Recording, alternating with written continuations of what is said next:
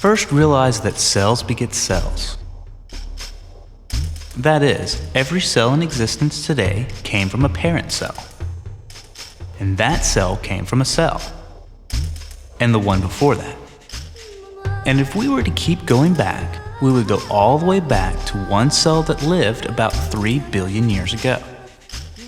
And before that, we would go to the molecules of DNA that weren't enclosed in cells.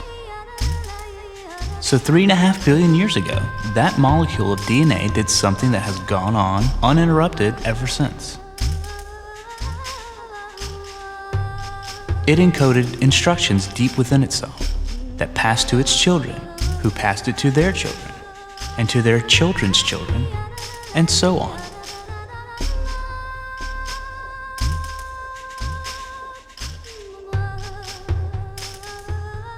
Those instructions have traveled from the very first living organism all the way down through time to you and me. During that journey, as the world changed, the instruction set changed itself and added to itself.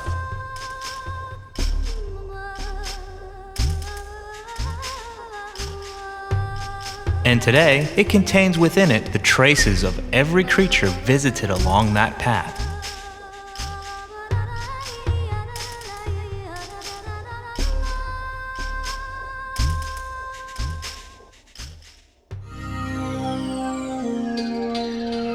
Deep within this molecule is important information that we may not really want to know, but know it we shall.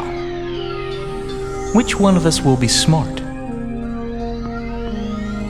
Or athletic?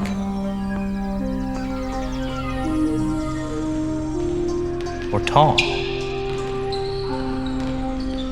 Or beautiful? I know the answer to the beautiful question, and I pay homage to your DNA. Cute. Can we get on with it, please? Play. Which ones of us will get cancer? Or arthritis? Or Alzheimer's?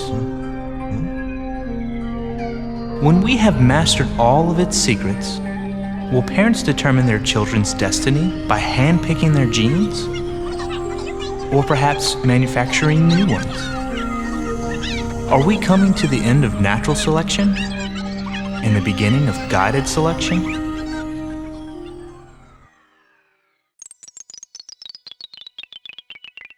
Each of us begins life as only a single cell. And deep inside that cell, there is a fortress that contains all the genetic information necessary to construct every incredible detail of you. As that cell divides into 2 cells, and then 4, 8, 16, and so on, each and every one of those cells has within its own nucleus an exact, complete copy of those instructions. Every one of the trillions of cells in your body carries your blueprints.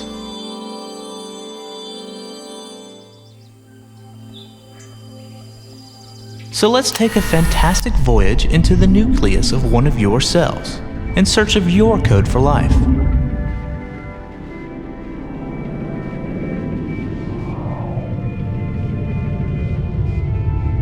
As we penetrate the outer cell wall, we find ourselves swimming in a viscous material called cytoplasm. And in addition to the nucleus floating in the cytoplasm, we encounter tiny parts of the cell. We pass ribosomes and lysosomes and Golgi and mitochondria on our travel. But our destination is still ahead. The very heart of the cell. This is the nucleus.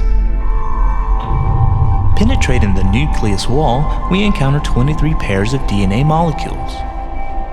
These are your chromosomes. You have 46 chromosomes and they come in pairs. 1 chromosome of each pair come from your mother and the other from your father.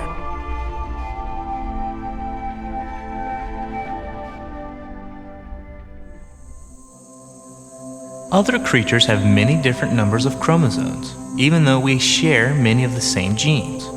For example, the field horsetail plant has 216. A crayfish has 200.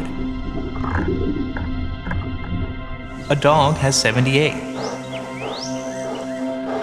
Humans have 46. Mice have 40. A housefly has 12. And a tiny ant has only 2. As you can see, the number of chromosomes is not the indication of how complex the organism may be. And while we have different numbers of chromosomes, the total content of those chromosomes is often surprisingly identical. For example, this infant and this mouse have a mutation in the same gene, which results in a similar white patch on the stomach and forehead. Pretty good, Diana. Kevin, are you still with us? Indeed I am, Chaucer. It's all a matter of manipulating the cerebral cortex and some mental focusing tricks, all learned in my childhood back home. Incidentally, where exactly do you call home, Chaucer? Third star on the right and straight on till morning.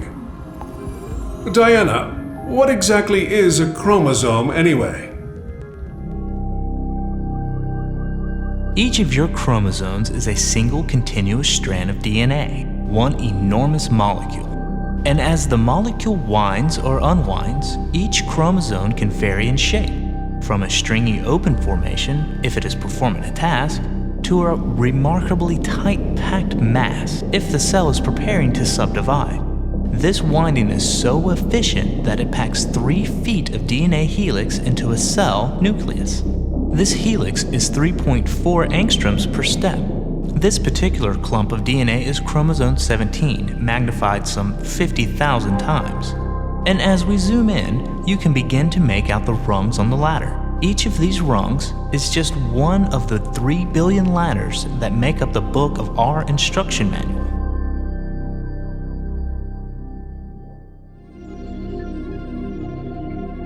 These steps of the DNA ladder are composed of just 4 different molecules: adenine, thymine, cytosine, and guanine.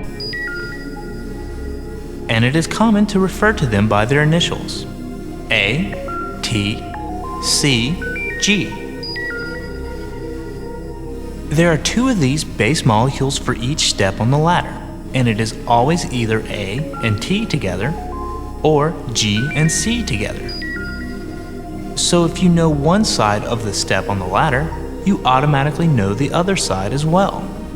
Step by step, and 3 billion letters long, this is the formula for a human being.